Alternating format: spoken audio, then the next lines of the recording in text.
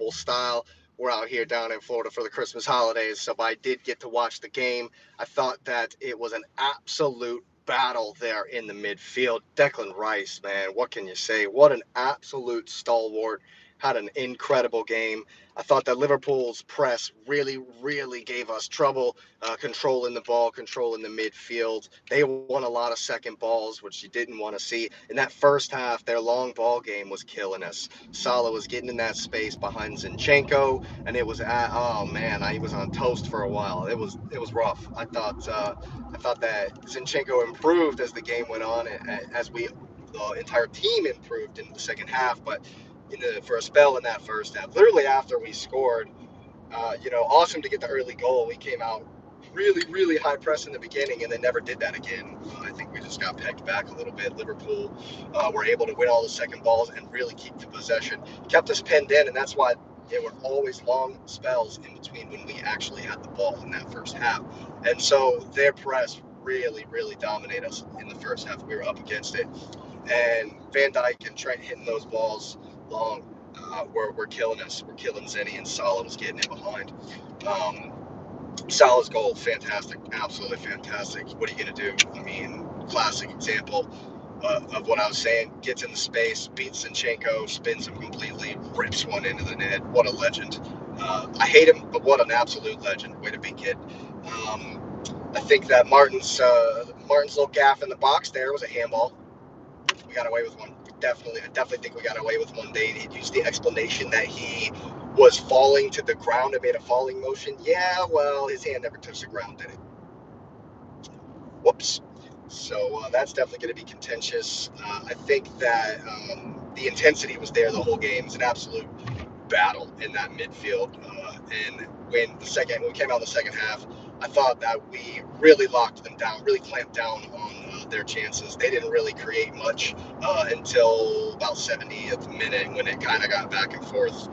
Again, I thought for a spell there in the second half, we definitely controlled a lot of the game, a lot of the play, and were able to pass. I thought our passing game definitely improved in the second half. We were able to deal with their high press, their real energetic press a few different times. But I thought that when Saka needed to go at Gomez a whole lot more. I thought Martinelli had an absolute shocker. He definitely needed to be going at his man a whole lot more. I thought some of his final balls were not great. And guys, somebody gamble. Somebody gamble in the six. How many balls do we have to watch just go flying across the 6-yard box and no one's there on the end of it? Martinelli stood still staring at it. Kai Havertz staring at it. Somebody's got to crash the box. Gamble that your man is going to win. Believe in your boy. Believe in your man that Jesus is going to beat Joe Gomez and get across in. One of you stay back. One of you crash net. Crash the net. It's a tap in from how many times? Like 4 different times we could have had a tap in.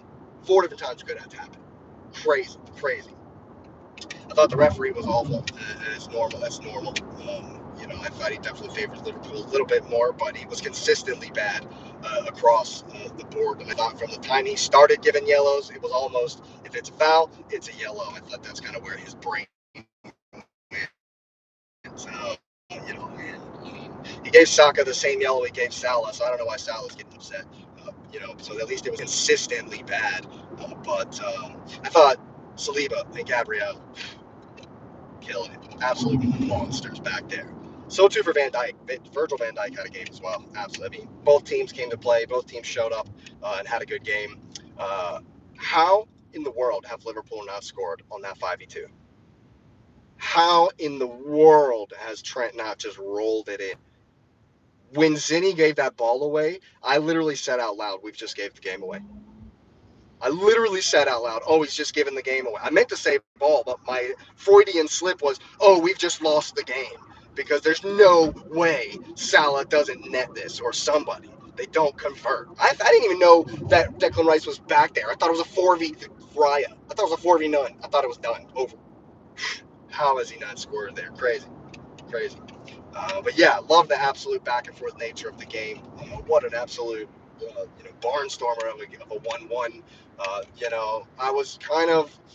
I wasn't disappointed that we didn't continue with the real high press, but just because Liverpool's press was so good, they were winning so many second balls, and it was such a battle in the midfield that I kind of let it go. I kind of was like, okay, yeah, they're really doing their thing, and it's really disrupted us, and so we've sat off a little bit. And I understand that. You can't always super high press every single team. You do have to have respect at times, and I thought that's what Arsenal were doing in giving that territory and giving up some of the space at the back. But also, especially when we allowed Van Dijk and Trent to hit those balls, those long balls over the top that were killing us in that first half. I thought we were giving them a little bit too much space. But all in all, you gotta love the fight, gotta love the battle. If at the beginning of the game you told me it was going to be 1-1, I would have said, begrudgingly, I would have taken that. And you love to see that we went to Anfield and we didn't get maybe a little tiny bit awed by the crowd, but I think Liverpool played well. So I think Arsenal played well on top of that as well. So I thought it was a fantastic game, and I thought that the atmosphere maybe sort of awed us a little bit. I mean, it was rocking. So credit to the fans, of course, but I definitely am satisfied with the result. Satisfied that Arsenal will still be on top for Christmas. Let's go. Hopefully, we can keep it going. Yeah, thanks for being here, guys. Thanks for listening. Go ahead and get a likes up on the video. It's been another match reaction here at the Cup Chasers podcast. Go ahead and subscribe to the channel. If you're new, we are on our way to 200 subscribers. And, of course, hit that little notification bell so you know when we'll be back. We will not, of course, be doing one Monday for Christmas. So we'll be back for the previews of more reviews of more Christmas fixtures. So thanks again for being here. Thanks for listening, and you will see me next time.